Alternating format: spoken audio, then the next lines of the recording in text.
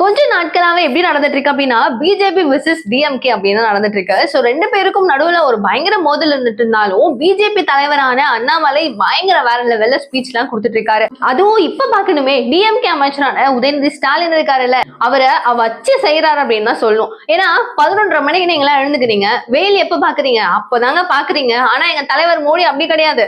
Morning எழுந்துக்கிறாரு, எழுந்து அதுல இருந்து யோகா எல்லாம் பண்ணிட்டு போய் நாட்டு நடப்புல என்ன தேவை, மக்களுக்கு என்ன வேணும் அப்படின்றதுல ரொம்ப கவனமா இருந்து எல்லாருக்கும் தேவையான அனைத்து விஷயங்களையும் பண்ணிட்டு இருக்காரு.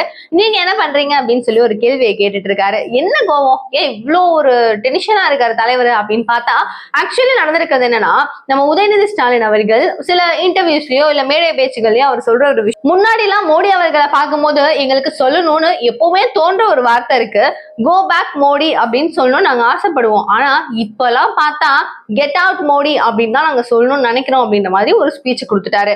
ஆக்சுவலி அவர் சொன்னது எல்லாருக்கும் எப்படி இருந்ததுன்னு தெரியாது. பட் பிஜேபியில ஒரு தலைவரா, அவருக்கும் தலைவரா ஒருத்தர் இருக்கும்போது அவருக்கு எப்படி இருக்கும், சோ ஒரு செம்மையா கொதிச்சுட்டாரு. என்ன சொன்னீங்க, go back Modi get out மோடியா?